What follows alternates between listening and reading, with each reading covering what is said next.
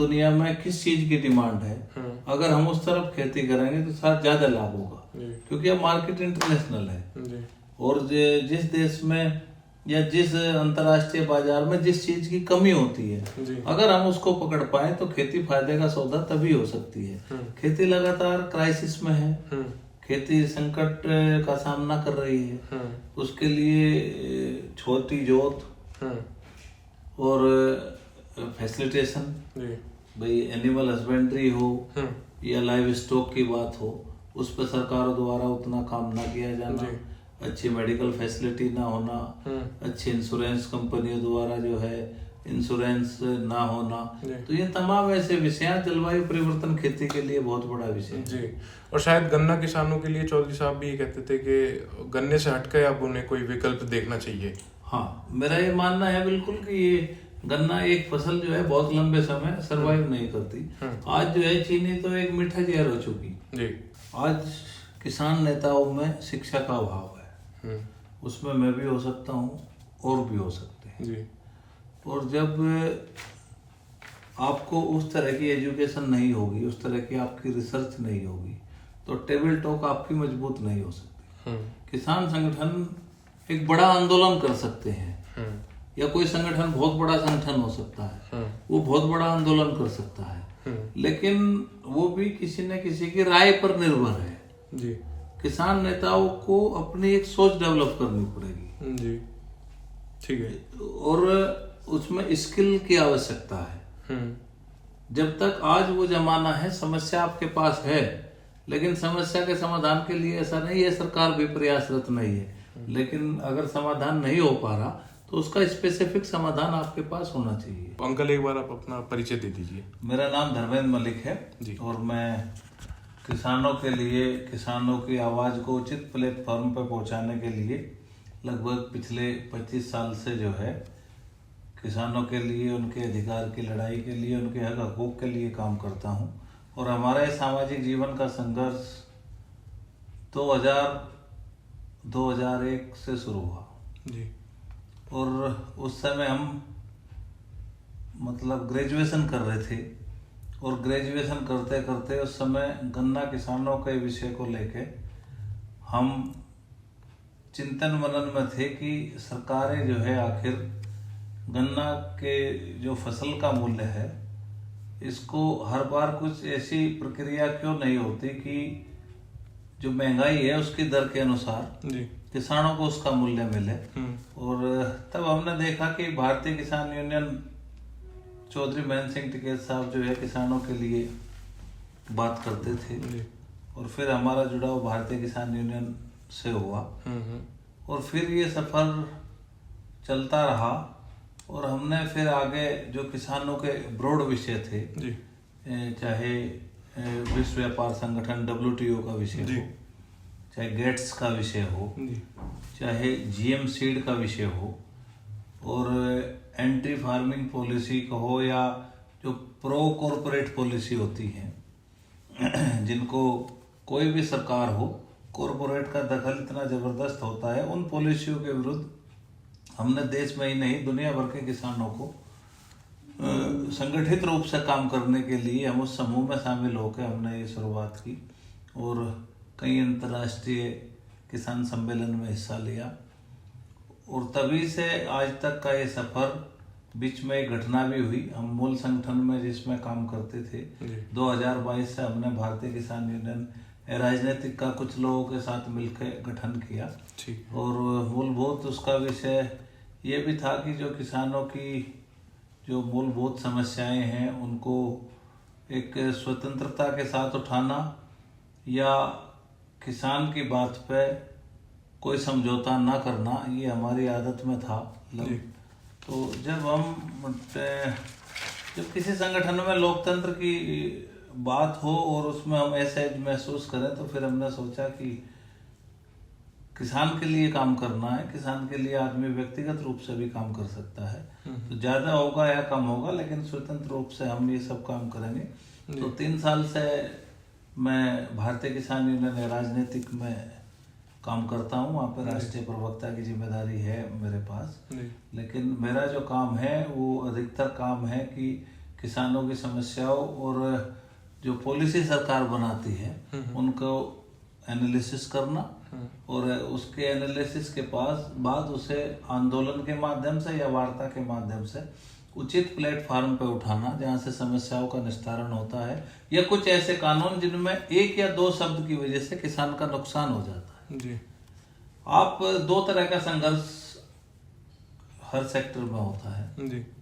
एक ये होता है कि त्वरित निदान, कि आज एक विषय है, उस विषय के लिए एक बड़ा आंदोलन अगर हो जाता है तो उस आंदोलन के बाद सरकारें सुनती हैं। आज तो स्थिति ये है कि न तो वो आंदोलन की स्थिति है न सरकारों की स्थिति है, अब तो हठ धर्मिता है, लंबे लंबे आंदोलन करने पड़ते हैं। एक साल से आज भी किसान बॉर्डर पे, एक साल से अधिक हो गए पंजाब के बॉर्डर पे बैठे हैं। तो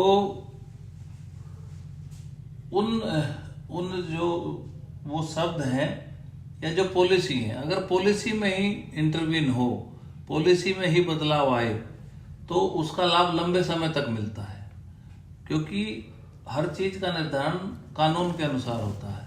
किसानों की सबसे बड़ी समस्या यही है कि इस किसान संघर्ष में किसान जो है सरकारें बदलता गया, कानून जो बदलवाने थे वो कानून किसान नहीं बदल पाया जी। एक से नाराज हुआ, दूसरे के पक्ष में चला गया, लेकिन जो सरकार आई उसने भी उन्हीं कानून के अनुरूप काम किया। तो सबसे मुख्य विषय ये है कि हमने जीवन को इस विषय में लगाया कि हम जो भी कर सकते हैं, छोटे छोटे चीजें, हमने बहुत सारे ऐसे काम भी किए जो कानून के बदलाव के माध्यम से राह आसान है किसानों की।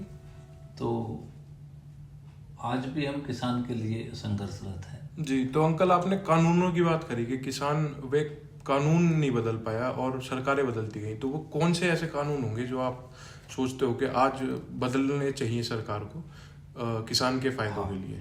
जैसे आज एक मूल बात है, आवाज उठती है, और मेरा ये मानना है कि वो बात सही भी है।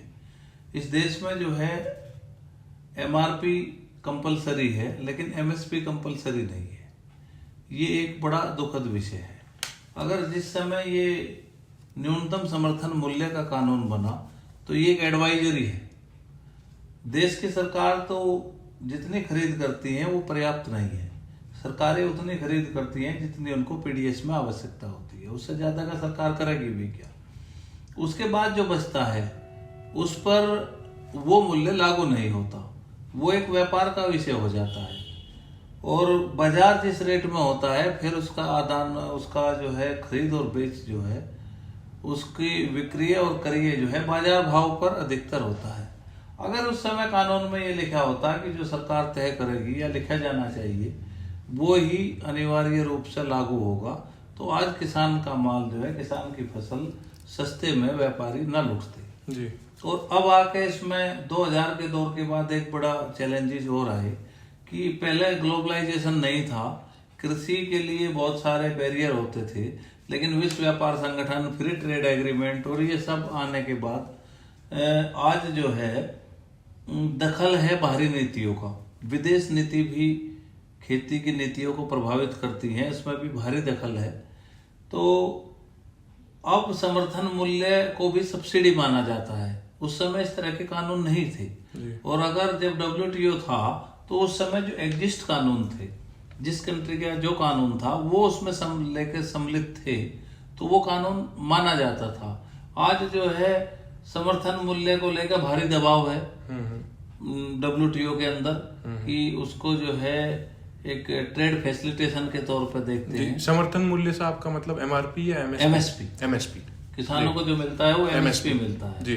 तो ये एक बड़ा विषय है। और सरकार जिस पर खरीदती है वो MRP है? नहीं, सरकार MSP पे ही खरीद करती है। ठीक है। फसलों की, कृषि के जो उत्पाद है उनका MSP होता है और जो उद्योग के प्रोडक्ट है उन पे MRP होता है। अंतर ये है कि MRP जो होता है वो ही मिलता है, लेकिन MSP भारत सरकार तय करती है, लेकिन फिर भी वो बाजार में नहीं मिलता। उसके लिए ये भी है कि आज जो है बहुत सारे कंट्री जिनके पास सरप्लस उत्पाद है वो इंडिया जैसे कंट्री में उनका बाजार ढूंढते हैं। सस्ता आयात देश में होता है, सस्ते आयात से देश का किसान मरता है और वो हमारे MSP को प्रभावित करता है। तो मेरा कहने का मतलब ये है कि इस तरह के बहुत सारे कानून हैं। अगर कानून में ये लिखा होता कि उसका एक फार्मूला है, उस फार्मूला जब 1968 में न्यूनतम समर्थन मूल्य के लिए कानून बना, कृषि मूल्य आयोग बना, तो उस समय एक फार्मूला था, उसमें बैल की खेती किसानी के घंटे, किसान का स्किल्ड और अनस्किल्ड की बात करना। लेकिन आज जो है देश की आज़ादी के 78 साल के बाद भी हर 20-30 साल के बाद हर कानून को, हर विषय को बदलने की आवश्यकता होती है, लेकिन आज भी वो कानून उन्हीं पुराने सिद्धांतों के आधार पर चलता है। आज जोखिम है, आज जलवायु परिवर्तन है, आज जो है बाजार है, मार्केट इंटरवेंशन, हस्तक्षेप की आवश्यकता है, आयात निर्यात है। उस समय आयात निर्यात नहीं होते थे जी। अब डिमांड और सप्लाई की अगर बात है तो कोई ऐसा डेटा नहीं है जिससे डिमांड और सप्लाई को फिक्स किया जा सके। तो ये जो इस तरह के कानून हैं इनको बदलना चाहिए। जैसे मैं एक छोटा सा उदाहरण देता हूँ कि कानून बदलवाने से क्या लाभ होता है। उत्तर प्रदेश में जब से ये देश आजाद हुआ या जब से इस देश में रासायनिक खाद आए, तो उत्तर प्रदेश में जो यूरिया होता था वो अन्य राज्यों के मुकाबले महंगा होता था जी। पिछले 4-5 साल पहले वो अंतर 50 रुपए का था और यूरिया के बैग पे लिखा होता था उत्तर प्रदेश को छोड़कर, जो उसकी MRP होती थी उसमें लिखा होता था उत्तर प्रदेश को छोड़कर। उत्तर प्रदेश में 50 रुपए वो ज्यादा मिलता था। हमने उत्तर प्रदेश के माननीय मुख्यमंत्री योगी आदित्यनाथ जी से मुलाकात की। हमने कहा कि भाई उत्तर प्रदेश इतना बड़ा प्रदेश है और इतनी बड़ी मात्रा में खाद की कंजप्शन है, तो उस लिहाज से 50 रुपए अगर उत्तर प्रदेश के किसानों को ज्यादा यूरिया मिलता है तो आपके राज्य की छवि निगेटिव होती है और ये एक संदेश जाता है कि उत्तर प्रदेश की सरकार किसानों को संरक्षण नहीं देती। तो उसका एक कारण था कि उसमें जो एक गैस लगती है उस गैस पे जो है उद्योग के बराबर टैक्स था, जबकि अन्य राज्यों ने उस टैक्स से अपने यहाँ के इस उत्पाद को मुक्त किया हुआ था। तो हम इसको 15 साल अन्य सरकारों में कहते रहे, उन्होंने नहीं किया, लेकिन उत्तर प्रदेश के मुख्यमंत्री योगी आदित्यनाथ जी की समझ में ये बात आई और उन्होंने उससे टैक्स कम कर दिया, तो 50 रुपए का लाभ हुआ। अब उससे टैक्स कम हो गया तो वो परमानेंट हो गया उसका, वो मतलब आप ये समझिए कि अगर उसको हम इस तरह से करते कि टेम्परेरी राहत अगर मिलती आंदोलन से या उससे, उसको वो इंतरिम रूप से कर देते कि चलो इस साल इस पर टैक्स कम कर दिया तो अगले साल फिर करना पड़ता। लेकिन वो कानून में ही बदलाव हो गया तो उत्तर प्रदेश के किसानों को लगभग 500 करोड़ का लाभ होता है प्रत्येक वर्ष। तो कानून बदले, हम सरकारें ना बदले, ये आपका मुख्य विषय था। तो अंकल, आप भारतीय किसान यूनियन टिकैत में भी काफी टाइम रह चुके हैं, जो कि लगभग वेस्ट यूपी की तो सबसे लार्जेस्ट किसान यूनियन मानी गई है और बहुत पुरानी भी है, और अब आपका एक नया संगठन है खुद से। तो अगर आप थोड़ा किसान यूनियन की वर्किंग और इसकी ऑर्गेनाइजेशन पे बता सकें तो प्लीज। नहीं, देखिए, ये देश का एक स्ट्रक्चर होता है और हमने जैसे 3 साल पहले इसको किया तो वही एक भूमिका है उसके स्ट्रक्चर की कि एक प्रेसिडेंट होगा और स्टेट के प्रेसिडेंट होंगे और स्टेट के बाद जो है फिर मंडल और डिस्ट्रिक्ट और फिर विलेज लेवल के प्रेसिडेंट होते हैं। तो हम उस स्ट्रक्चर में उत्तर प्रदेश, मध्य प्रदेश और आपका उत्तराखंड, कुछ राज्यों में हमारा वो स्ट्रक्चर है। लेकिन इस देश में बहुत वृद्धता है और बहुत सारी भाषाएं हैं, तो उसके लिए फिर हमने एक किसान संघ, किसान परिसंघ की स्थापना भी की है, जो पूरे देश के जो भी एक विचार के संगठन है उसको मिला के उसका निर्माण होता है। क्योंकि किसान शब्द जो है वो दक्षिण में नहीं है, दक्षिण में कहीं इसको रैयत बोलते हैं, रैयतू, कहीं इसका दूसरा है इसको महाराष्ट्र में शेतकारी बोलते हैं। वहाँ जैसे हम आमतौर पे किसान यूनियन लिखते हैं तो वो शेतकारी संगठन लिखते हैं। तो इस देश में हर राज्य हर 200 किलोमीटर के बाद भाषा बदल जाती है, नाम और संगठन भी बदल जाते हैं। तो हमने फिर उसको लेकर एक वृत्त डिजाइन किया है कि आप इस संघ के अंदर रहें, देश के लेवल के जो सबके कॉमन विषय हैं उनको लेकर हम दिल्ली में बात करें तो एक संघ की भूमिका में बात करें। ये पूरे देश का प्रतिनिधित्व है और उन्हीं विषयों को लेकर हम काम भी करते हैं, चाहे आप ये CACP की बैठक हो या भारत सरकार को मतलब किसान के लिए कुछ जो नई नई चीज़ें होती रहती हैं। जैसे अभी हमारा एक विषय चला हुआ है कि भाई कृषि को जीएसटी से मुक्त करना चाहिए जी। एक तरफ तो सरकार जो है कृषि यंत्रों पर सब्सिडी देती है और दूसरी तरफ जो है 18 से 28% तक जीएसटी लगाती है, तो जो लाभ मिलता है वो भी खत्म हो जाता है। तो जब हम सेल टैक्स में राज्यों में थे, राज्य कर जब लगते थे, तो राज्य करों में जो बीज, खाद, कृषि यंत्र, ट्रैक्टर, ये सब जो है इसके राज्य कर के दायरे में नहीं आते थे। तो जिस दिन से सेंट्रल टैक्स हुआ 28% तक जीएसटी ले जाती है, तो ये अन्याय है किसान के साथ। तो इसको लेकर हमने निर्मला सीतारमण जी से भी डायलॉग किया, उनके नीचे जो अफसर हैं उनसे भी बात कर रहे हैं। तो इन सब विषयों पे हमारा चलता रहता है। मेरा ये मानना है कि किसी भी विषय को आप कंटिन्यू करोगे तो 4-5 साल बाद सफलता मिलती है, क्योंकि ब्रॉड विषय होते हैं। जहाँ फाइनेंशियल स्ट्रक्चर की बात आती है, जहाँ पे सरकार का खर्च होता है, सरकार उस बात को बहुत लंबा करती है बिल्कुल, और लेकिन वो एक परमानेंट राहत होती है। और हमें उम्मीद है कि ये भी किसानों को जल्द राहत मिलेगी, क्योंकि ऐसा हमें निर्मला सीतारमण जी ने कहा था कि जो डुअल यूज होते हैं उससे बाहर के जो प्रोडक्ट हैं, कुछ प्रोडक्ट ऐसे हैं जो कृषि में भी यूज होते हैं, उद्योग में भी यूज होते हैं। तो उन्होंने कहा था कि ऐसे प्रोडक्ट की आप सेपरेट सूची हमें दें जो केवल कृषि उपयोग के लिए हैं, हम इसको करेंगे। तो वो हमने बना के उनको दिया है और इस पे आगे भी काम करेंगे। तो मेरा ये मानना है कि किसानों के लिए कानून आप वार्ता के माध्यम से थोड़ा ज्यादा समय हो सकता है, वार्ता के माध्यम से भी हो सकता है, लेकिन आंदोलन एक रास्ता है। लेकिन आंदोलन भी मुख्य विषयों के लिए होना चाहिए, ठीक है, और उसका एक आइडेंटिफाई पर्पज हो। और आज जो है मेरा ये मानना है कि एमएसपी से भी बहुत बड़े बड़े सवाल हैं। अच्छा, आज जो है एमएसपी, देखिए इस देश में हमें क्रॉप चेंज की भी अब की तरफ चलना चाहिए। आजकल दुनिया में किस चीज की डिमांड है, अगर हम उस तरफ खेती करेंगे तो शायद ज्यादा लाभ होगा, क्योंकि अब मार्केट इंटरनेशनल है। और जिस देश में या जिस अंतर्राष्ट्रीय बाजार में जिस चीज की कमी होती है, अगर हम उसको पकड़ पाए तो खेती फायदे का सौदा तभी हो सकती है। खेती लगातार क्राइसिस में है, खेती संकट का सामना कर रही है। उसके लिए छोटी जोत और फैसिलिटेशन, भाई एनिमल हस्बेंड्री हो या लाइव स्टॉक की बात हो, उस पर सरकारों द्वारा उतना काम ना किया जाना, अच्छी मेडिकल फैसिलिटी ना होना, अच्छी इंश्योरेंस कंपनियों द्वारा जो है इंश्योरेंस ना होना, तो ये तमाम ऐसे विषय, जलवायु परिवर्तन खेती के लिए बहुत बड़ा विषय जी। और शायद गन्ना किसानों के लिए चौधरी साहब भी कहते थे कि गन्ने से हटकर अब उन्हें कोई विकल्प देखना चाहिए। हाँ, मेरा ये मानना है बिल्कुल कि ये गन्ना एक फसल जो है बहुत लंबे समय सरवाइव नहीं करती। आज जो है चीनी तो एक मीठा जहर हो चुकी जी, और उसका एक नेगेटिव प्रचार पूरी दुनिया में है।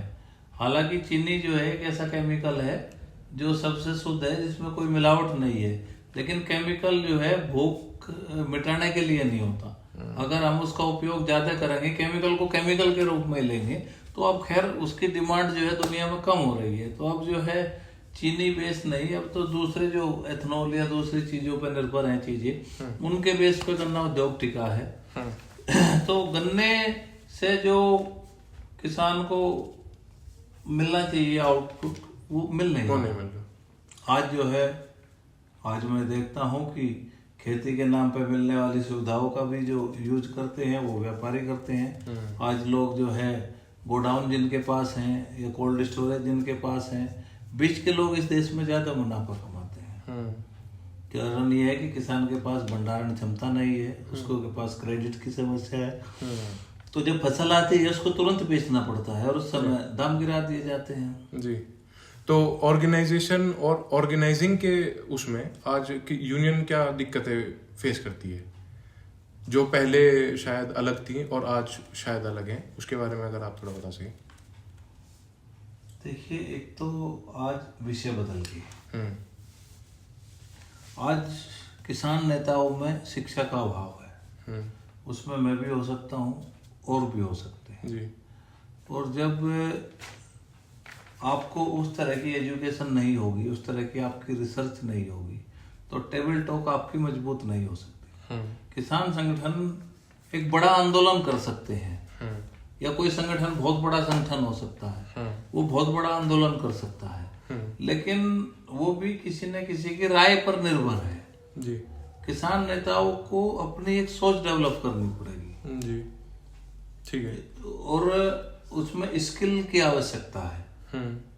जब तक आज वो जमाना है, समस्या आपके पास है, लेकिन समस्या के समाधान के लिए ऐसा नहीं है सरकार भी प्रयासरत नहीं है, लेकिन अगर समाधान नहीं हो पा रहा तो उसका स्पेसिफिक समाधान आपके पास होना चाहिए जी। तो किसान यूनियनों पे काफी बार ये आरोप लगे हैं कि वे थोड़ी जातिवादी हैं, खासतौर से वेस्ट यूपी के किसान यूनियनों को जाटों की यूनियन ज्यादा कहा जाता है, और ये हम क्योंकि शुरू से देखते हैं कि खाप प्रमुख एक किसान यूनियन के नेता थे। तो आपकी जो किसान यूनियन है या आप जिसमें काम करके आए हो, उसमें जितनी ये कास्ट और क्लास का डिवीजन था, ये कास्ट और क्लास कैसे प्ले करती हैं, इसके बारे में अगर आप थोड़ा बता सकें। नहीं, देखिए ये बात हमने भी सुनी है, और उसको ठीक करने के लिए जैसे हमने, हमारे संरक्षक जो हैं वो भी बाबा राजेंद्र सिंह मलिक हैं, मलिक खाप के, गठवाड़ा खाप के प्रमुख हैं, लेकिन जो हमारे राष्ट्रीय अध्यक्ष हैं वो ठाकुर बिरादरी से आते हैं, ठीक है, राजेश सिंह चौहान। हमारे जो राष्ट्रीय उपाध्यक्ष हैं वो त्यागी हैं, मांगेराम त्यागी जी हैं। हमारे जो प्रदेश के अध्यक्ष हैं वो हरनाम सिंह वर्मा हैं, वो कुर्मी बिरादरी से आते हैं जी। तो ऐसे हमारे बहुत सारे लोग हैं जिसको कास्ट कॉम्बिनेशन को भी हमने फिलअप करने का प्रयास किया है। और लेकिन जो आपने एक बात कही कास्टिज्म की, देखिए किसानों की एकता को कोई भी राजनीतिक दल देखना नहीं चाहता जी। इस देश में किसानों की एकता एक बहुत छोटे समय के लिए, 1987 का दौर था, तो उत्तर प्रदेश के किसान जो है, मैं और वो विशेष रूप से वेस्ट यूपी के किसान, वो महेंद्र सिंह टिकैत जी के पीछे लामबंद थे। वो दौर भी उनका बहुत लंबा नहीं चला जी। वो आप ये 87 से 95 तक का विषय है। उसके बाद उसमें भी खाप में बिखराव, एक दूसरे के प्रति सम्मान न होना, या इस तरह के आरोप लगना कि भाई हमें हिस्सेदारी नहीं दी गई या हमें समानता पर नहीं रखा गया, तो वो आंदोलन भी कमजोर होता चला गया। और 2000 आते आते तो आंदोलन पूरी तरह से बिखर चुका था। तो ये एक प्रचार जो किया जाता है वो राजनीतिक दलों द्वारा किया जाता है, जैसे गोत्रवाद का आरोप लगता है। वो सब राजनीतिक दल एक जनता के बीच में कुछ जातिगत आधार पे अपनी अपनी जातियों में कुछ बात कहते हैं और वो समाज में घूम जाती हैं। तो उसी आधार पे फिर, क्योंकि देखिए किसान की एकता ना कोई राजनीतिक दल चाहता और न ही कोई गांव का चाहे प्रधान हो चाहे उस क्षेत्र का एमएलए हो। कारण ये है कि सबको व्यक्तिगत मतलब है जी। उनको ये लगता है कि अगर किसान इकट्ठा होंगे तो फिर तुम्हारी डिमांड कम होगी जी, या लोग अगर समझदार होंगे तो वो फिर अपने क्षेत्र में अपने हक के लिए आवाज उठानेंगे और अपने हक के लिए संघर्ष करेंगे, और वो वोट भी अपने हक के लिए करेंगे कि अगर उनके जो अधिकार है, जो उनको अधिकार की उनकी बात करेगा, उसी के लिए वोट मिलेगा। तो ये एक बड़ा विषय है जी। तो दलितों का और जितने छोटे फार्मर्स हैं उनका किसान यूनियन में कैसे रिप्रेजेंटेशन होता है, या फिर किसान यूनियन कैसे दलितों के पास जाके कहती है उन्हें कि हमसे और ज्यादा जुड़ो, उसके बारे में थोड़ा आप बता सकें। देखिए हर संगठन का प्रयास ये रहता है कि उसके पास ज्यादा से ज्यादा लोग। रही दलितों की बात, तो दलित क्या था कि दलित जो भी एक लैंडलेस फार्मर था जी, और वो मिल्क प्रोडक्शन का काम करता था जी, और वो ऑटोमेटिक जुड़ा था किसानी से। हालांकि आज उस चीज में भी बदलाव है, आज एनिमल हस्बेंड्री का जो काम है वो भी कम हो रहा है कि उनके पास भी दूसरे अवसर हैं। पहले खेती के सिवा इस देश में कोई अवसर नहीं था, 90 के बाद तमाम अवसर आए जी। आजकल तमाम उद्योग धंधे हैं, तमाम फैक्ट्रियां हैं, सरकारी नौकरियां हैं, निजी नौकरियां हैं, तो उनके पास काफी अवसर है। आज भी जो गांव का किसान है जिसके पास थोड़ी बहुत जमीन है या वो खेती करता है, तो वो किसान से ऑटोमेटिक जुड़ा है किसानी से, तो वो संगठन से भी जुड़ता है क्योंकि वो किसी न किसी के साथ में काम करता है। रही बात छोटे किसान की, मेरा ये मानना है, मैं बड़े दावे के साथ कह सकता हूँ कि किसान यूनियन और जो इस तरह के संगठन है उसमें हमेशा जो है योगदान सबसे ज्यादा लघु और सीमांत किसानों का है जी। जो बड़े किसान हैं उनकी तो आवाज वैसे भी बुलंद होती है जी। वो तो अपना काम करा ही लेते हैं जी। वो भाई क्षेत्र का सांसद विधायक सब उनको पूछते हैं, लेकिन जो छोटे किसान होते हैं उनकी ना कोई अधिकारी सुनता ना कोई किसी नेता के पास समय है। तो इन तरह से जो निर्माण करते हैं संगठन को सहयोग करते हैं वो लघु और सीमांत किसान ही करते हैं और उनके हित भी जुड़े हैं संगठनों से। छोटी छोटी चीजों में कोई उनके खेत में नुकसान करेगा, उनके मेड़ तोड़ देगा, कोई दूसरी तरह के अगर छोटे किसान की जमीन की नाप की बात होगी आपस में बंटवारे का विषय होगा तो एक हफ्ता इंटरटेन तहसीलदार वहाँ का एसडीएम ने इंटरटेन करता है उनको, तो फिर उनको संगठन की आवश्यकता पड़ती है। ये जो रेवेन्यू सिस्टम है चाहे चकबंदी का सिस्टम है बहुत खराब सिस्टम है। चौधरी चरण सिंह ने इसको तोड़ने के लिए काम किया था जी। पटवारी से इनको लेखपाल बनाए थे जी। और एक बड़ा एक हड़ताल जो है उनके समय में हुई थी, लेकिन उन्होंने कहा था कि या तो आप ज्वाइन करो और नहीं आप घर जाइए। ये एक बड़ा फैसला था लेकिन दुर्भाग्य है कि लौट कर फिर वही दौरा रहा जी। आज किसान के पास समय कम है, किसान के बच्चे खेती में इंटरेस्ट नहीं रखते। तो मेरा ये है युवाओं से भी अपील है आपके इस माध्यम से कि देखिए आप खेती किसानी में आज भी अवसर है। 60% रोजगार आज भी खेती से ही आता है। आप पढ़ लिखो, पढ़ लिख के इसको उद्योग बनाओ। ये अब हमारे बच्चों के कंधों पे जिम्मेदारी है कि वो खेती को उद्योग बनाए। आज जो है आटा 22 रुपए किलो बिकता है, गेहूं आटा 50 रुपए किलो बिकता है जी। आप जो है आपका आम जो है 10 रुपए किलो बिकता है और आम का अचार 200-300 रुपए किलो बिकता है। आप जो है ग्रेन बेस आटा लेने जाओगे तो 100 रुपए 150 रुपए किलो तक मिलेगा। आज शुद्ध सरसों का जो तेल है वो आपको अगर चाहिए तो उसके एक अलग अच्छे खासे रेट देने होंगे। आज किसान का उड़द 100 रुपए किलो बिकता है, दाल 220 रुपए किलो बिकती है।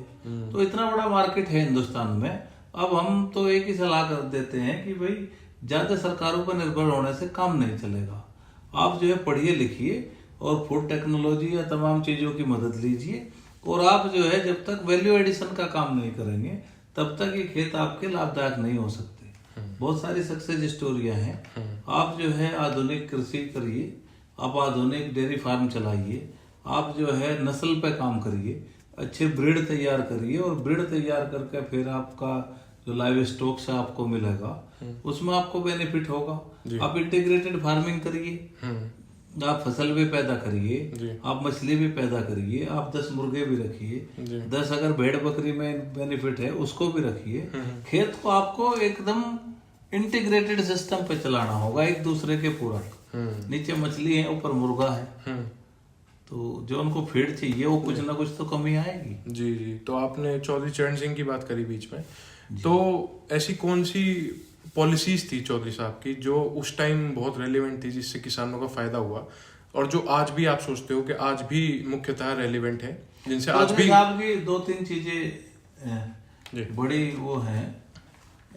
एक तो उन्होंने जो जमींदारी खात्मे का कानून लेकर आए, जमीन पे हम बटाईदार थे, हकदार नहीं थे, जमीनें व्यापारियों के पास होती थी और हम केवल उस पर बटाईदार के रूप में काम करते थे। तो चौधरी चरण सिंह जी ने जब ये लॉ लेकर आए कि जो जिस जमीन को पे काम करता है वो जमीन उसकी होगी, उसका 10 गुना उसको जमा करना था। उनको ऐसा नहीं कि उनको वंचित भी किया, उनको मुआवजा भी दिया। उनको अगर उस समय 1 रुपए का रेट था तो 10 रुपए में 10 रुपए दिए तो 10 गुना जमा करके, लगान का 10 गुना जमा करके किसानों को उन्होंने आज स्वामी बनाया जमीन का। तो एक अच्छी पॉलिसी थी कि जो जमीन है जो मालिक होगा वो उससे ज्यादा बेहतर पैदावार कर सकता है। बड़े फार्म आज भी इस देश का नहीं पूरी दुनिया का डाटा है कि जो बड़ा किसान है उसका प्रोडक्शन कम होता है, जो छोटा किसान है उसका प्रोडक्शन ज्यादा होता है। कारण ये है कि वो अपने खेत में ज्यादा मेहनत करता है जी।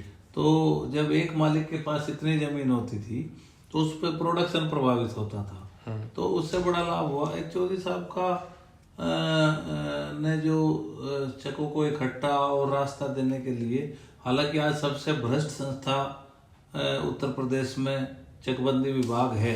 पटवारी चकबंदी, अच्छा चकबंदी कंसोलिडेटेड, ठीक है जी, ठीक है। तो उस विभाग में उनका ये था कि भाई 10-10 जगह किसान के चेक होते हैं, सभी जोत को इकट्ठा करके एक जोत बनाना, ठीक है, ये उनका एक अच्छा कानून था। ठीक है, उसके भाव बदल के उसमें भ्रष्टाचार आ गया, वो एक अलग विषय है। लेकिन जमीन कभी किसान की 2 बीघे यहाँ होती थी, 10 बीघे वहाँ, 2 बीघे वहाँ, तो टुकड़ों में बटी थी, उसको उन्होंने इकट्ठा किया। उससे भी उत्पादन पे बहुत प्रभाव पड़ा। और उनकी जो नीतियां थी वो प्रो फार्मर थी। इस देश में जब मोरारजी देसाई का जमाना था तो गन्ना जो है 0 रेट, मतलब कोई मूल्य नहीं था देश में। चीनी का प्रोडक्शन अच्छा ज्यादा था, कोई खरीदने वाला नहीं था। उनके तुरंत बाद चौधरी चरण सिंह प्रधानमंत्री बने। उन्होंने उसको बाजार ढूंढा या उसको कहाँ फिकवाया या कैसे भी किया, उन्होंने उस चीनी का समाधान किया और फिर उसी गन्ने का मूल्य 20 रुपए कुंटल मिला।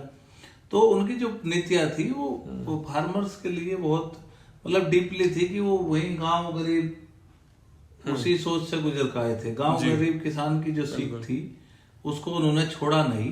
और मेरे ध्यान है कि मैं एक फोटो देखता हूँ उनका, तो चारों तरफ उसमें आपने भी देखा होगा, कहीं ब्लैक एंड व्हाइट फोटो है, तो ऊपर की तरफ बैनर लगा हुआ है जी, टाटा बिरला की जागीर नहीं, ये हिंदुस्तान हमारा है। तो उन्होंने जो ये नारा दिया तो इससे स्पष्ट दिखाई देता है कि भाई उन्होंने कॉर्पोरेट से लड़ने का भी संघर्ष किया। वो कॉर्पोरेट से भी फार्मर्स के लिए लड़े जी। जो आज अडानी और अंबानी की बात होती है, उस समय टाटा बिरला की बात होती थी। और टाटा बिरला से लड़ना बहुत मुश्किल काम था जी। लेकिन उन लोगों ने संघर्ष किया, पॉलिसीज को कहीं ना कहीं किसान के फेवर में लेकर आए। तो आज उसी का नतीजा है कि किसान जो है अपने आप को किसान कहने में शर्म महसूस नहीं करता जी। लेकिन समय बदलते रहता है जी। मेरा ये मानना है कि चौधरी चरण सिंह के बाद हमारे चौधरी देवीलाल जी और मिर्धा परिवार राजस्थान से या कुछ छोटे छोटे ऐसे पॉकेट वाइज बात करें तो किसान नेता हैं, लेकिन सर्वमान्य किसान नेता चौधरी चरण सिंह के बाद कोई पैदा नहीं हुआ। ये देश का दुर्भाग्य है। चौधरी साहब बिहार के भी नेता थे, वो हरियाणा का भी नेता थे, वो पंजाब के भी नेता थे, वो उत्तर प्रदेश के भी नेता थे जी। हर जगह उनको समर्थन मिलता था, सारी जातियों का नेतृत्व करते थे। लेकिन उनके बाद कोई प्रधानमंत्री ऐसा नहीं है आज इसको देश लेवल पे किसान नेता के रूप में देखा गया जी। तो चौधरी साहब पर भी आरोप लगे जो वामपंथियों ने लगाए कि चौधरी साहब बड़े किसानों का समर्थन करते हैं, ना कि सीमांत या छोटे किसानों का।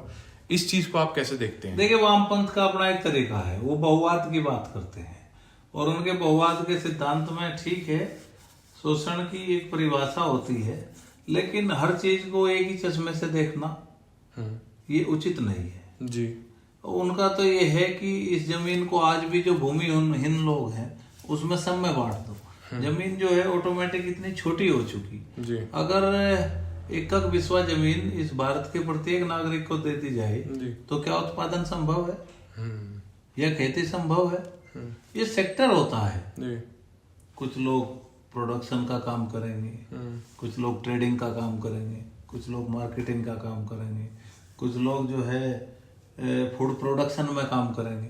अगर सारे सेक्टर सबको दे दिए जाए, भाई अगर इस देश में साइकिल बनानी है जी, स्कूटर बनाना है, कार बनानी है, अगर ये कह दिया जाए कि इसके कार को बनाने में सबका योगदान होना चाहिए तो वो कैसे संभव हो सकता है? संभव नहीं है। तो वो भी इस देश में वामपंथी हमेशा जो है बहुवादी विचारधारा का शिकार रहे हैं जी। और उसमें उनका तो तंज कसने का उन्होंने समय के साथ नहीं बदला अपने आप को।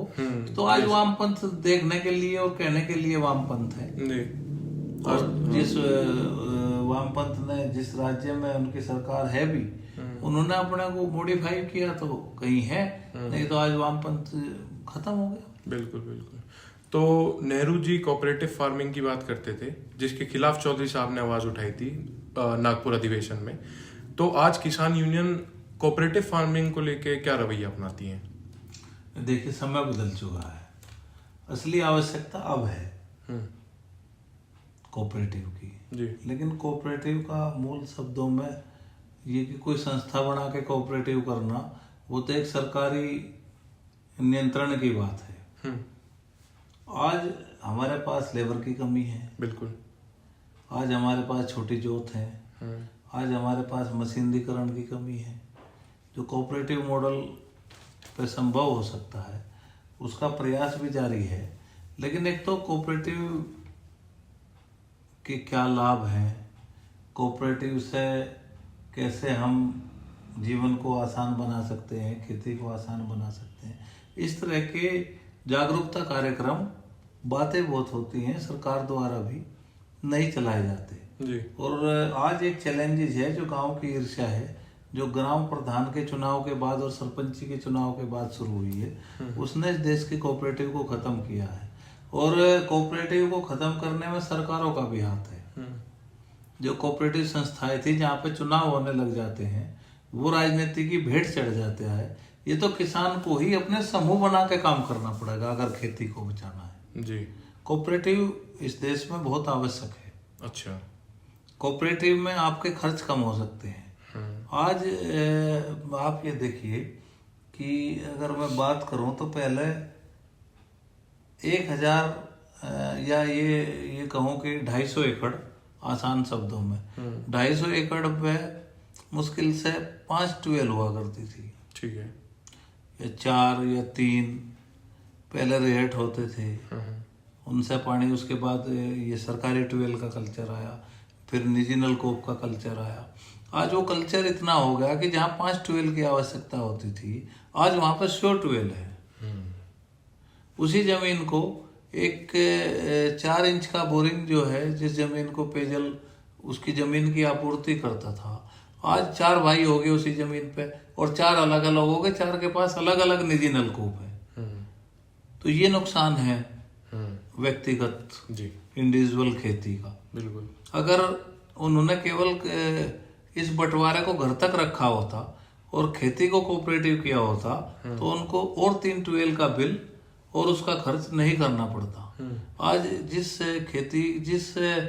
खेत की हम जुताई 1 ट्रैक्टर से करते थे, आज अगर 2 भाई हैं तो 2 ट्रैक्टर की आवश्यकता है। जी, सही बात है। ऐसी ट्रॉली की बात है, ऐसी बुग्गी की बात है। तो मेरा ये मानना है कि अगर क्लस्टर फार्मिंग हम करते हैं तो जितने रुपए की मशीनरी किसानों के पास है और आज भी वो पर्याप्त नहीं है, उसके 50% कॉस्ट में उस क्लस्टर को हम पूरा मशीनरीकरण से आच्छादित कर सकते हैं। जी। तो किसान यूनियन जितनी बनी है इस देश में, उनके ऊपर आप चौधरी चरण सिंह का प्रभाव कैसे देखते हैं? नहीं, देखिए, चौधरी चरण सिंह जी चाहते थे कि इस देश का किसान इकट्ठा हो। बिल्कुल। क्योंकि उन्हें भी जो है हाउस में वो प्रधानमंत्री तो जरूर बने, लेकिन उनके खिलाफ हमेशा साजिशें होती रही। बिल्कुल। और वे चाहते थे कि अगर इस देश का किसान इकट्ठा होगा तो ही कोई मजबूत प्रधानमंत्री इस देश को मिल सकता है। बिल्कुल। लेकिन वो उनके समय रहते नहीं हुआ। फिर किसान यूनियन का गठन भी हुआ भाई यहाँ पे चौधरी मान सिंह टिकैत जी के नेतृत्व में जी। उससे पहले सरदार अजमेर सिंह लाखोवाल पंजाब में नेतृत्व करते थे जी। प्रोफेसर नजुंडा स्वामी कर्नाटका में इसी तरह के टिकैत साहब से पहले ही उन्होंने कर्नाटक राज्य रैयत संघ का गठन किया था। वो बड़े किसान नेता थे साउथ के। तो उस समय भी एक सर्वमान्य नेता कोई किसानों का नहीं था, नॉन पॉलिटिकल रूप से भी नहीं हो पाया। और एक बार ये सब इकट्ठा भी हुए, लेकिन इसके शरद जोशी और मान सिंह टिकैत जी और नजुंडा स्वामी और इनमें आपस में बिखराव या एक विचारधारा ना होने के कारण भी इस देश के किसानों की एकता को धक्का लगा था। तो यहाँ का किसान जो है बड़ा सीधा है, वो किसी के भी बहकावे में आ जाता है, क्योंकि उसके साथ आज तक छल ही होता रहा। तो वो फिर दूसरे के फिर तीसरे के इस तरह से लगा रहता है। एक एक करके उसने सारी सरकारें देश में बदलवा दी, हर दल को राज करने का मौका दिया, लेकिन किसी भी दल ने, जैसे मैं बात करूं कि स्वामीनाथन कमेटी की अगर हम बात करते हैं तो उनकी रिकमेंडेशन तो कांग्रेस के समय में आई थी। बिल्कुल। और 2014 में मोदी जी जो है उनकी रिकमेंडेशन को आधार बना के लागत में जोड़ के 50% देंगे, इस नारे के साथ देश की सत्ता पर काबिज हुए। बिल्कुल। लेकिन ना उसने दिया ना उसने दिया। बिल्कुल जी। तो मैं जो पहला आपको बात कही थी कि किसान का की जो कल्याण की बात है कानूनों से, हाँ, ये जो किसान का वेलफेयर होगा, अब वो दूसरा युग है टेक्नोलॉजी का। अब किसी के पास एक साल आंदोलन के लिए समय नहीं है, उस पर तमाम सवाल भी उठते हैं जी। अब अगर कानून किसान के हक के होंगे, उनके फेवर के होंगे, तो उसको लंबे समय तक लाभ मिलेगा। तो इसीलिए मेरे कहने का ये मतलब था कि किसानों को सरकार ना बदल के सरकार किसानों के लिए कानून बदलने पर मजबूर हो, इस नीति को अपनाना चाहिए जी। सरकार तो हमने सबकी बनाई जी। इस देश में। हमने जनता दल जो शुद्ध किसानों की सरकार कही जाती थी उसको मौका दिया। इस देश में भारतीय जनता पार्टी की सरकार, कांग्रेस की सरकार, संयुक्त मोर्चा की सरकार, सब सरकारें आई, लेकिन किसान के नाम पे बनने वाली सरकारें बाद में उद्योगपति के साथ ही जाके खड़ी होती हैं जी। ये इस देश की सच्चाई है जी।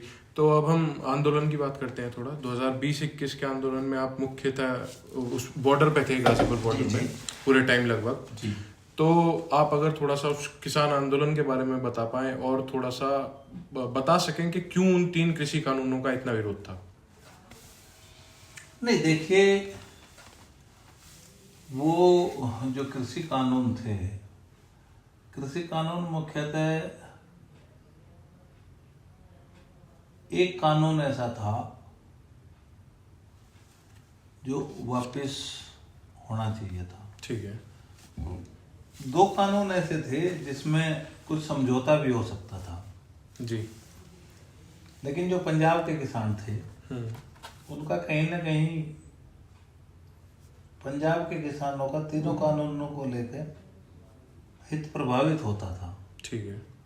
तो इसलिए जो पंजाब था वो मुख्य भूमिका में था कि कानून जो है मतलब बिल रिपील किए जाएं, वापस पूर्णतः वापस लिए जाएं।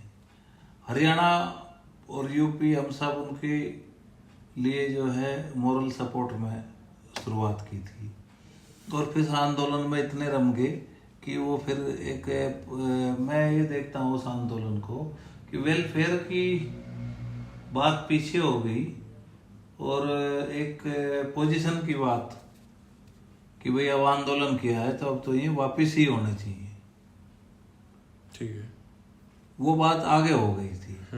अन्यथा मेरा ये मानना है कि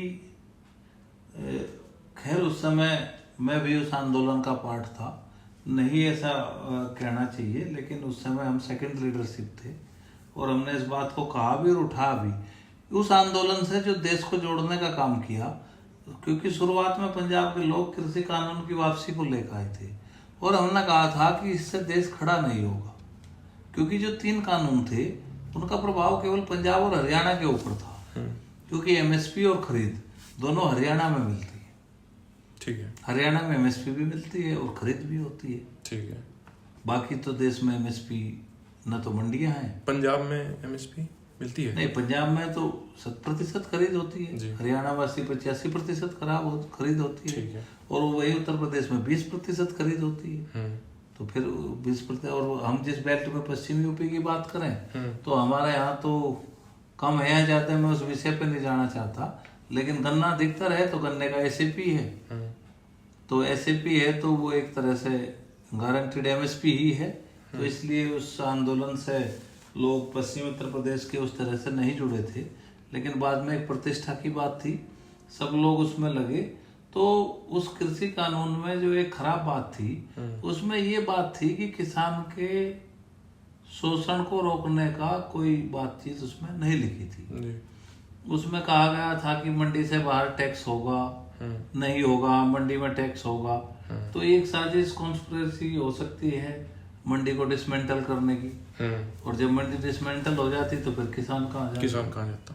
बिल्कुल। और दूसरा उसमें ये था कि हमने एक बात कही थी उस समय भी, उसको पंजाब के लोगों ने ज्यादा फोकस नहीं किया जी। कि अगर इस कृषि कानून में ये लिख दिया जाता है कि भाई चाहे सरकार खरीद करे या व्यापारी खरीद करे जी, लेकिन किसान की फसलों की खरीद जो है एमएसपी से नीचे नहीं होगी, तो फिर उन कृषि कानूनों को लागू करने से हमें बहुत ज्यादा समस्या नहीं थी।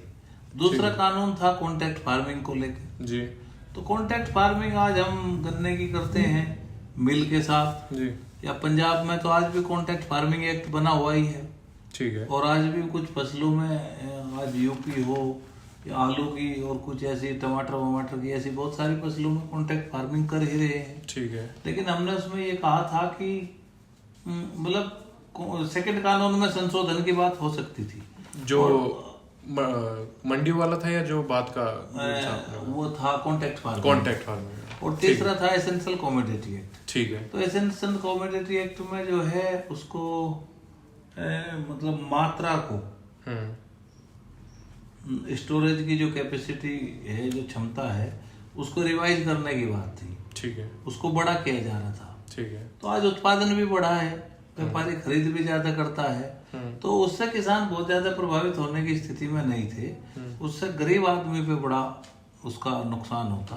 ठीक है। क्योंकि स्टोरेज कैपेसिटी बढ़ती तो होल्डिंग कर सकते थे व्यापारी। ठीक है। तो उससे जो नुकसान होता वो गरीब लोगों का बहुत ज्यादा होता। तो किसानों ने उनकी भी मदद की है। ठीक है। तो लेकिन वो वर्ग नहीं जुड़ा आंदोलन से। लेकिन कृषि कानून मतलब एक अस्तित्व की लड़ाई थी, या ये कहो कि उसके बहाने जो है बहुत कृषि कानून का एक उद्देश्य ये भी पढ़ने से प्रतीत होता था कि जैसे कॉरपोरेट को इंट्रोड्यूस किया जा रहा है एग्रीकल्चर में जी। तो उससे शोषण का कॉरपोरेट से देखो, अगर उसमें कॉरपोरेट इनपुट नहीं होता तो सरकार को एमएसपी अनिवार्य होगा ये लिखने में कोई दिक्कत नहीं होनी चाहिए थी। लेकिन जब एमएसपी अनिवार्य होगा तो फिर कॉरपोरेट क्यों खरीद करे? बिल्कुल। तो फिर जो कर रहे हैं उनसे ही खरीद लेगा। बिल्कुल। तो ये उसमें कहीं ना कहीं एक आशंका थी जी। और वो आंदोलन चला और सफल भी हुआ।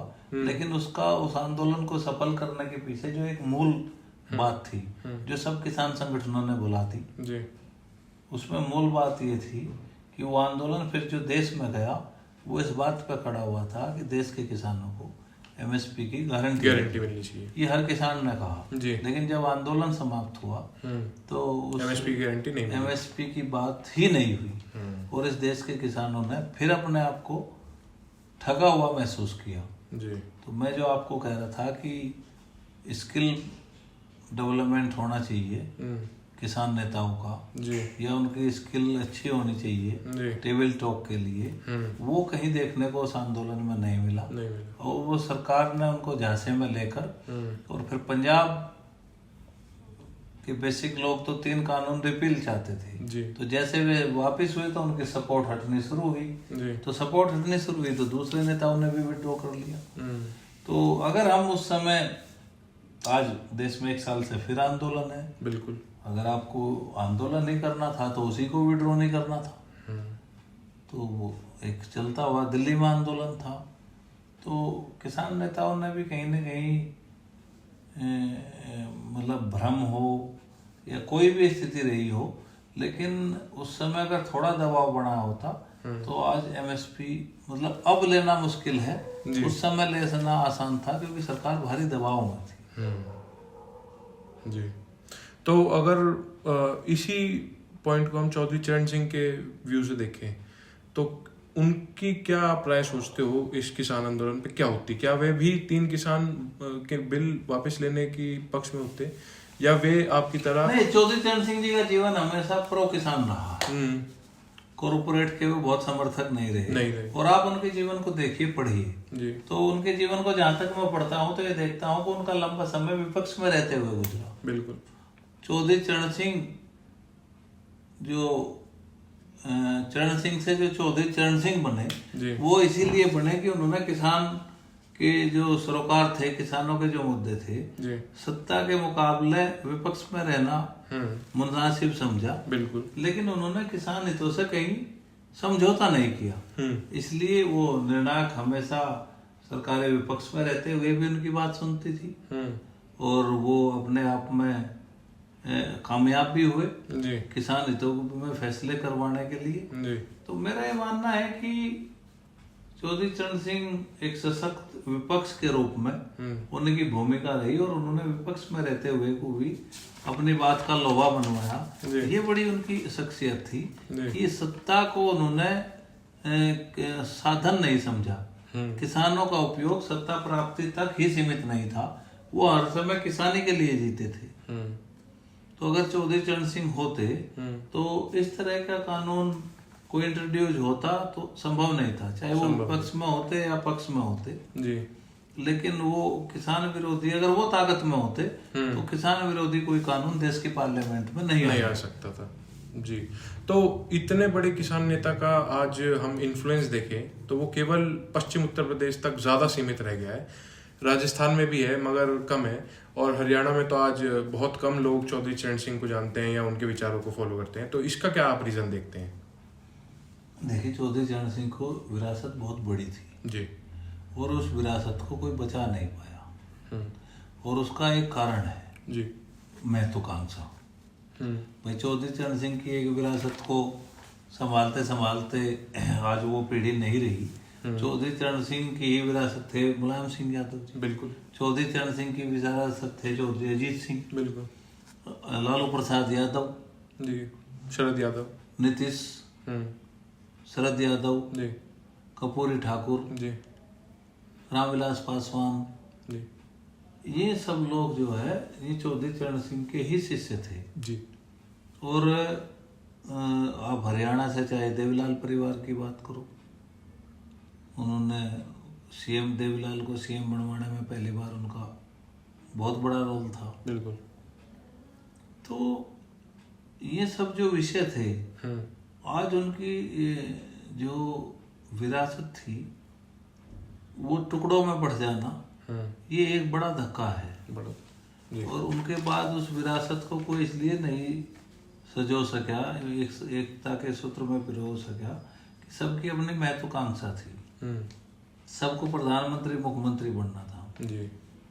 तो सब जो है क्षेत्रीय आधार पर जी अब अपने दल खड़े कर लिए जी। तो वो ताकत छोटी हो गई जी। भाई उन्हीं की विरासत समझो, बीजू पटनायक ने उनके साथ काम किया, बिल्कुल, उनके बेटे अभी तक सीएम रहे नवीन पटनायक जी। तो ये सब चौधरी चरण सिंह जी की विरासत थी, वो बहुत लंबी चौड़ी विरासत है जी। लेकिन ये क्षेत्रीय दलों में और जातियों में बंटने के कारण जी समय बदलता रहता है, वो विरासत को कोई संभाल नहीं पाया जी। तो चौधरी साहब ने अपनी एक किताब में किसान के बेटों के लिए 50% रिजर्वेशन की बात करी थी। इस पे किसान यूनियन का क्या रुख है और आपका इस पे क्या व्यू है? नहीं, देखिए, संविधान सबको समानता का अधिकार देता है जी। और इस समानता के अधिकार में जो चौधरी साहब ने जो बात कही थी उसके पीछे का एक अर्थशास्त्र था, एक नीति शास्त्र भी कहो उसको, या वो एक इक्वलिटी की बात थी। किसान कौम जो है, किसान कौम का अधिकतर जो समय है वो मेहनत करने में गुजर जाता है, खेत में उसकी हार्ड वर्किंग है, वो ना चाहते हुए भी उसको अपने बेटे को खेत में जब उसको लेबर नहीं मिलेगी तो उसका जो बच्चा स्कूल जाता है उसको भी वो पढ़ाई छुड़वा के, क्योंकि 2 दिन उसकी पढ़ाई मिस होती है तो उससे महत्वपूर्ण वो मानता है कि फसल के नुकसान को बचाना।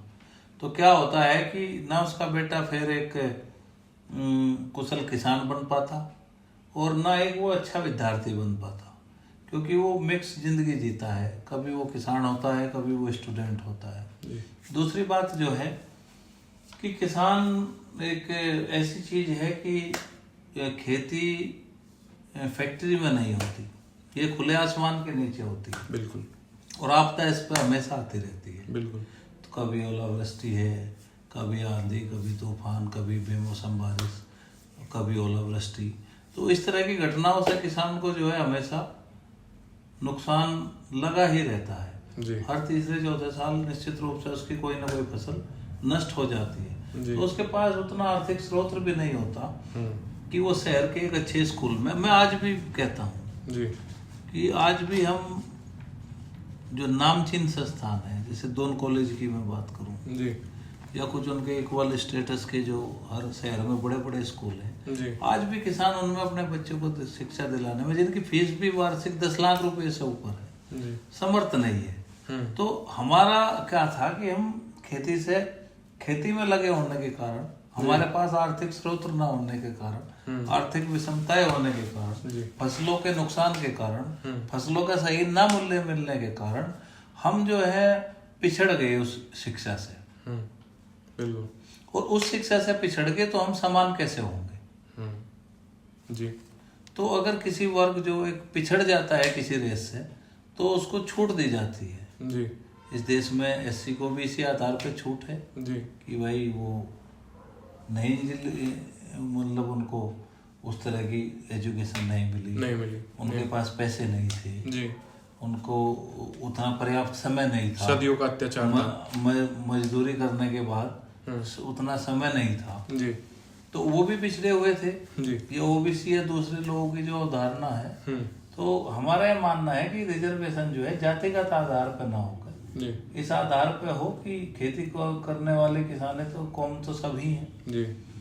तो मैं तो इस बात का प्रबल समर्थक रहा हूँ, पहले भी कहा है कि किसानों को जो है एक निश्चित जो है 50 नहीं तो कुछ कम, लेकिन कम से कम 33% जो है रिजर्वेशन किसान को, बच्चों को दाखिले के समय और नौकरी में मिलना ही चाहिए, चाहे उसका एक ड्यूरेशन टाइम है जी, ठीक है, लेकिन उसको करना पड़ेगा जी, और वो रोटेशन के आधार पर हो।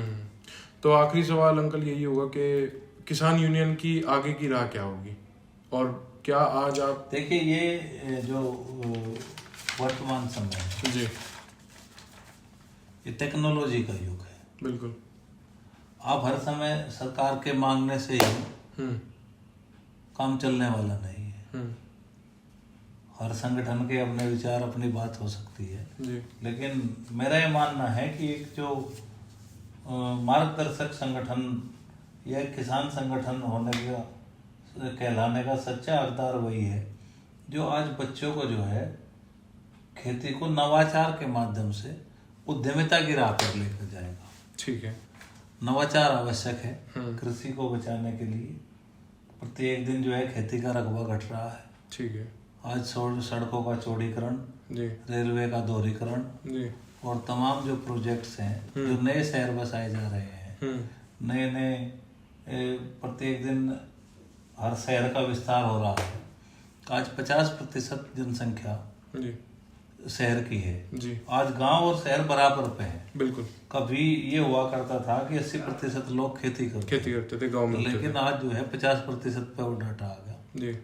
तो आज शहरीकरण हो रहा है और जमीन घट रही है और रोटी का कोई विकल्प नहीं है जी। रोटी को आप किसी फैक्ट्री में पैदा नहीं कर सकते जी। तो हमारे बच्चों को जो है, एक तो हमें उनको घाटा सहन करने की क्षमता जी। किसान की क्या सबसे बड़ी समस्या है, वो खेत में जो उसको नुकसान होता है उसको तो वो झेल पाता है जी। लेकिन आज भी बिजनेस में वो घाटा सहन करने की क्षमता में नहीं होता क्योंकि उसको क्रेडिट नहीं मिलता। तो हमारा प्रयास ये है कि बैंकर्स जो हैं इस देश में बैंकिंग सिस्टम में सुधार हो जी। किसानों को अधिक से अधिक क्रेडिट मिले। किसान के बच्चों के पास होगा पैसा तो वो नवाचार करेंगे और कोई नया खेती को उद्योग में परिवर्तित करेंगे जी। दूसरा है टेक्नोलॉजी इनोवेशन। आज टेक्नोलॉजी के माध्यम से लेबर के रिक्वायरमेंट को भी कम किया जा सकता है। ठीक है। मशीनीकरण से उसको कम किया जा सकता है। ठीक है। तो आज जो है टेक्नोलॉजी का जो समावेश है वो खेती में हो, हम उस राह पे चलें। ठीक है। और हमारा है कि अपग्रेड सिस्टम जी। हमें अपने को भी अपग्रेड करना होगा जी। अवेयर करना होगा बाजार के प्रति जी। हमें उन तमाम स्रोत और जानकारी जुटानी पड़ेगी कि आज बाजार में किस चीज की आवश्यकता है जी। देखिए सीधा सीधा चौधरी चरण सिंह की आप जो अर्थशास्त्र है गांव का, उस किताब को पढ़ लो जी। यह अर्थशास्त्र का नियम है कि डिमांड और सप्लाई। बिल्कुल। अगर किसी चीज़ की डिमांड ज़्यादा है, सप्लाई कम है, तो निश्चित रूप से दाम ज़्यादा मिलेंगे। बिल्कुल। और डिमांड कम है और सप्लाई ज़्यादा है तो फिर उसका दाम नहीं मिलेगा। तो हम किस तरह से उस बाजार को समझें? क्या इस तरह के स्किल कोर्स हों जो इस तरह की चीज़ों को किसानों के बच्चों को एक प्रशिक्षण के माध्यम से, शिक्षा के माध्यम से और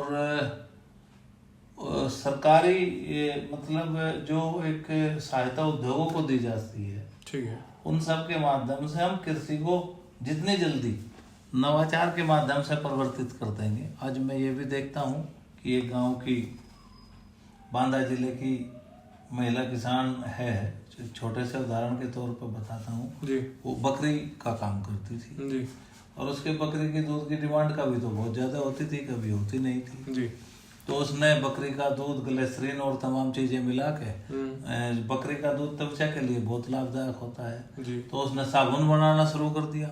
ठीक है। तो आज उसकी पूरे देश में डिमांड है और उसकी कोई एजुकेशन भी नहीं है, उसको एक वहाँ से आइडिया आया।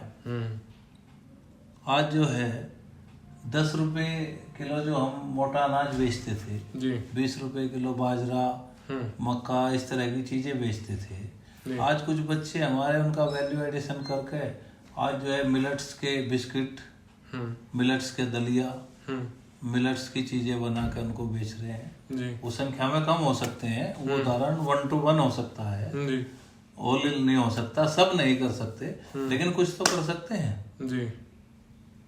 आज दुनिया में क्या डिमांड है उसको पकड़ के कोई एक संस्था तो कर सकती है जी। तो कॉमन प्लेटफॉर्म हमारा ये मानना है कि कॉमन फैसिलिटी सेंटर टाइप गांव एक कॉमन फैसिलिटी सेंटर होना चाहिए जी।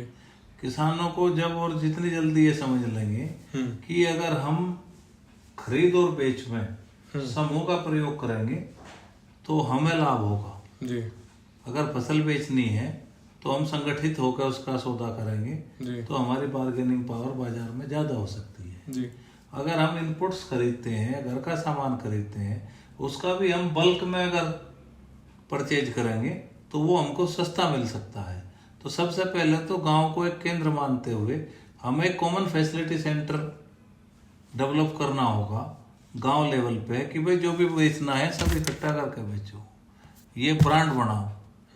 अब किसानों को मार्केट 3 काम करने होंगे, पैकेजिंग, ग्रेडिंग और ब्रांडिंग। आज क्वालिटी बिकती है, ठीक है, ठीक है, पर क्या ये उन्हें कॉर्पोरेट की तरफ नहीं धकेलेगा ऐसा, अगर इतना ज्यादा वो टेक्नोलॉजी और ब्रांडिंग और पैकेजिंग में जाएंगे तो? नहीं, वो कॉर्पोरेट तो वो होता है जो सबका इकट्ठा करके और उनका उत्पीड़न करता है, ठीक है। हम इस मॉडल को अमूल मॉडल पे ले जाना चाहते हैं। अच्छा जी। कि आज जो है अगर बाजार में आपके आटे का भाव या गेहूं का भाव आपका 25 रुपए किलो है जी, तो ठीक है, आज 25 रुपए किलो में आप एफपीओ कहो या समूह कहो, कुछ भी कहो, आप 25 रुपए, आप उस संस्था के हिस्सेदार भी हो जी। आज आप 25 रुपए किलो में उसको आप फसल को यहाँ पे बेच दो, ठीक है, और उससे अगर आप फिर आटा बना के बाजार में अगर बेचते हैं, ठीक है, और वो 40 रुपए किलो बिकता है, तो उसका खर्च काटने के बाद उस संस्था का 25% छोड़ के बाकी समूह के जो लोग हैं उनको वापस कर दो प्रत्येक साल, तो उससे ज्यादा आमदनी बढ़ेगी। ठीक, एक्सपोर्ट के बाजार हमें तलाशने चाहिए और हम किसानों से भी वही खेती कराएं। हम समूह बना के, वो देखिए क्लस्टर डेवलपमेंट में फायदा होता है। अगर आप एक गांव एक किस्म की खेती करेगा तो उस चीज के जितने खरीदार होंगे आपके गांव में पहुंचेंगे, और एक किसान करेगा तो परिवहन के कारण कोई नहीं आएगा, आपको बाजार नहीं मिलेगा। बिल्कुल। तो आज क्लस्टर डेवलपमेंट की आवश्यकता है कि हम जो है 2, 4, 5 गांव मिलकर एक ही टाइप की खेती करें। आज औषधीय खेती में भी डिमांड्स हैं, आज आप काफी कैश क्रॉप में काफी चीजें हैं, लेकिन वो थोड़ी महंगी हैं, तो रिस्क फैक्टर भी महंगा है। तो इस देश में सबसे पहले जो है फार्मर्स के लिए इंश्योरेंस स्कीम को सुधारने की आवश्यकता है कि वो हर फसल में हो, हर क्षेत्र में हो, और किसान को, लघु सीमांत किसान को उसके प्रीमियम ना देना पड़े जी। उसको सरकार सब्सिडाइज करे, जिससे वो एक रिस्क फैक्टर जो होता है, एक रिस्क लेने की क्षमता को उसकी बढ़ाया जाए। ठीक है जी, धन्यवाद अंकल, बहुत बहुत धन्यवाद।